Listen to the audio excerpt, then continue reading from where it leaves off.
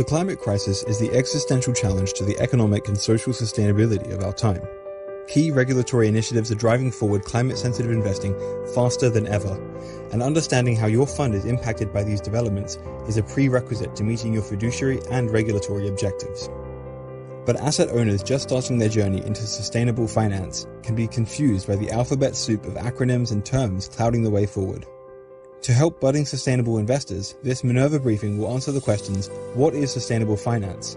Why is it important? What are the key terms, organizations, and initiatives you should be aware of as an investor?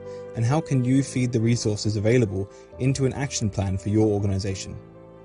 My name is Alex Whitebrook, ESG Communications Manager at Minerva Analytics, and this is a Minerva Briefing on sustainable finance. Minerva, trustworthy data and insightful reporting for sustainable stewardship. So, let's jump right in. These are the topics we'll be covering today, starting off with the story behind sustainable finance as it is today, then looking at the major initiatives and frameworks that form the alphabet soup of acronyms, and finishing with how you as an asset owner or trustee can turn those acronyms into action. Sustainable finance involves rethinking the future of corporate finance and investments as a catalyst for growth and social impact. It is the process of taking environmental, social, and governance or ESG considerations into account when making investment decisions in the financial sector. Following this strategy, investors contribute to more long-term investments in sustainable economic activities and projects. Transitioning to a low-carbon economy poses significant risks and opportunities for investors' portfolios. The market-wide migration from carbon-intensive activities to a low or zero-carbon economy requires a dynamic and adaptable response from investors, not to mention the ever-increasing emergence of new sustainability standards such as the EU taxonomy. The path ahead is looking ever greener, as demonstrated by this map of new and upcoming sustainable reporting taxonomies around the world. Sustainable investing has been around as long as investing itself in one form or another. Originally emerging in the United States and the United Kingdom in the 1700s as a way for religious groups to align their investment decisions with their ethical beliefs, socially responsible investing has been a mainstay of the investing world. Quakers and Methodists, who adamantly argued against the slave trade, refused to support it through their investments, which later led them to withdraw their investments in the so-called sin stocks of alcohol and tobacco. This process of excluding certain stocks from your portfolio is now widely known as negative screening and has its roots in the movement of socially responsible investing. Over time, the scope of socially responsible investing began to widen. Investors began to consider other issues in their investment decisions outside of social or ethical issues. This became known as simply responsible investing, considering not only social issues but also environmental and governance issues. For a long time, investors considered these issues as all part of responsible investing, but it was not until the term ESG came along in a World Bank and Global Compact report in 2004 that they were all brought under one roof and became considered part of a movement in the financial world. ESG investing is distinguished by its inclusionary approach to investing, seeking out companies with strong environmental, social, and governance practices that may provide a source of long-term value not captured by traditional financial analysis. This approach is also referred to as positive screening. Impact investing came along in 2007 as yet another way of strengthening the message of responsible investing, with the explicit intention to generate positive ESG outcomes whilst also closely measuring and disclosing the degree of impact being made. This term came about as a result of a Rothschild Foundation meeting by Lake Como in Italy, pictured here. Notably, the term ESG had by this point entrenched itself as a mainstay of responsible investing and remains so today. It even gets a mention within the definition of impact investing. Separately to the emergence of ESG and impact investing, the concept of sustainable investing is a more recent invention that reframes the ideas that came before it.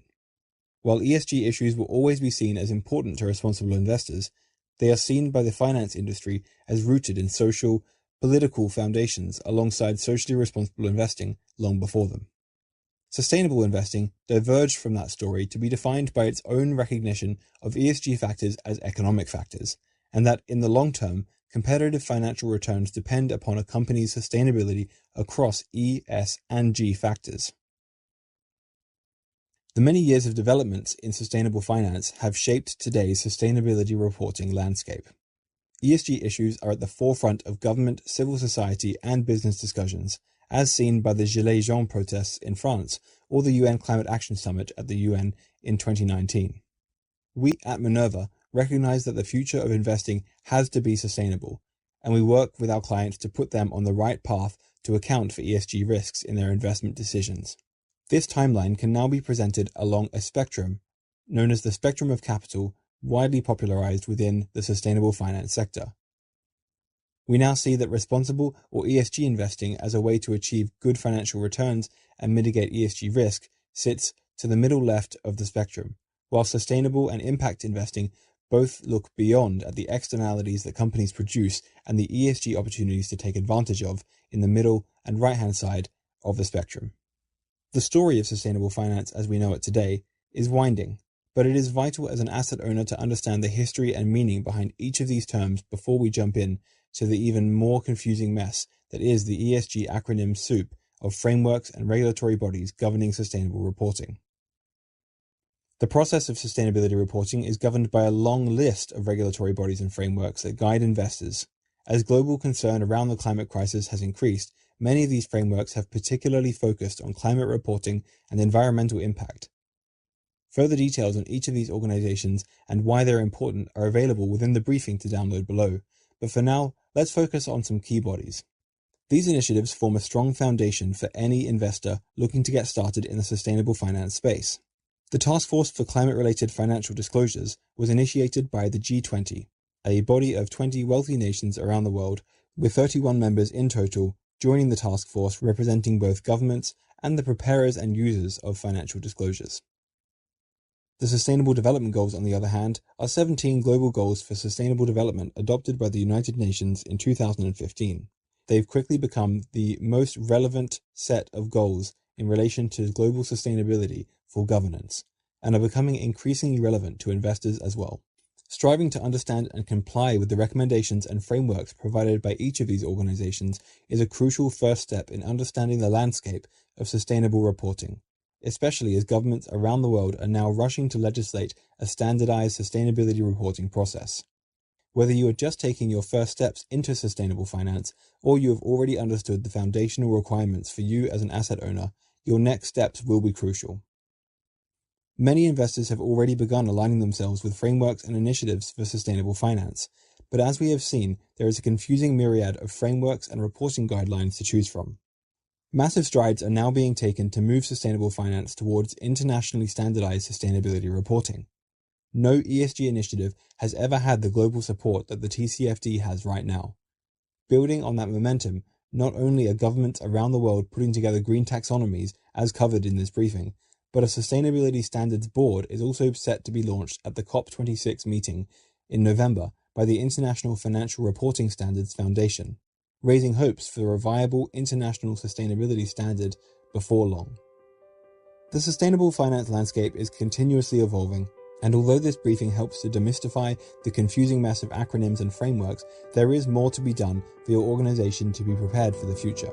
We provide a range of services from sustainability ratings to TCFD compliance advice. And with over 20 years of experience in ESG investing, Minerva, together with our partners at Selective, are ready to help you integrate climate and sustainability into your investment strategy, whether you be an asset manager or the trustee of a local government pension scheme. This presentation provides you with an introduction to the world of sustainable finance and how you can take action. To find out more, including a more in-depth analysis of each of the different organizations that govern sustainability reporting today, download our full briefing or say hello at minerva.info.